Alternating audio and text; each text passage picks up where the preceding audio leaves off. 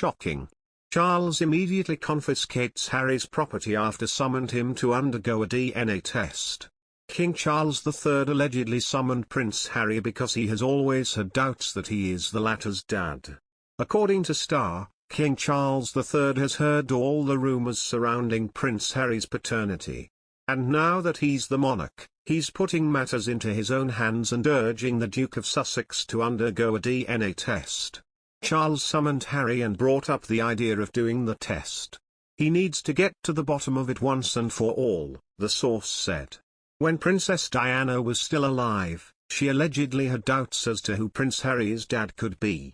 After all, Meghan Markle's husband gravely resembled her ex-lover, James Hewitt.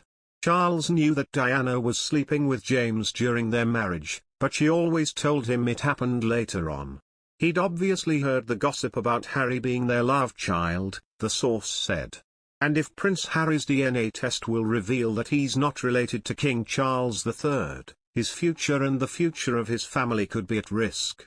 After all, he will no longer be entitled to the royal family's estate. The royal family has to be 100% certain that he's a blood relative, the source said. However, one should take the tabloids' claims with a grain of salt. It's not true that King Charles III has doubts regarding Prince Harry's paternity. After all, he knows for sure that he is his son. Even the Duke of Sussex's rumoured father, James Hewitt, previously denied that he's related to Prince Harry. He said that Prince Harry was already a toddler when he forged a relationship with Princess Diana. So, it's impossible for him to be Prince Harry's father. Still, Hewitt's confirmation did not put an end to the speculations, especially since they both have red hair. Prince Charles and Princess Diana did not have red hair, so the royals were surprised when Prince Harry came up with that particular shade of locks. However, there are a lot of reasons why this could be the case that only science could explain.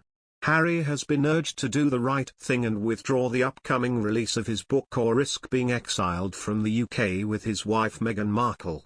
When the Duke of Sussex first announced details of the book last year, he said in a statement, "I'm writing this not as the prince I was born but as the man I have become. I've worn many hats over the years, both literally and figuratively, and my hope is that in telling my story, the highs and lows, the mistakes, the lessons learned, I can help show that no matter where we come from, we have more in common than we think.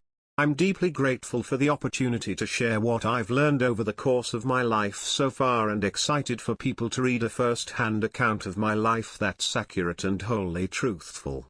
The book had been due for release over the coming weeks, but its publication could reportedly be delayed by several months as Harry is planning to add new chapters in which he will recount the funeral of Queen Elizabeth II. But Niall Gardner, a monarchy enthusiast, foreign policy expert and former aide to Margaret Thatcher, fears Harry's book could still be hugely controversial and contain a great deal of criticism of the royal family.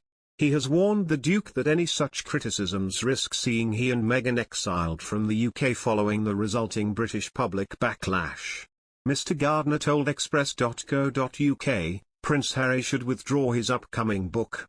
The book is clearly going to be hugely controversial and may well contain a great deal of criticism of the royal family. It will likely be a very highly charged book, and Harry should do the right thing and withdraw his book from publication. Especially in the wake of the Queen's death, as it would be very disrespectful to put out such a book. Both Harry and Meghan run the risk of being exiled from the UK and not welcomed back into the country by the British people with this book.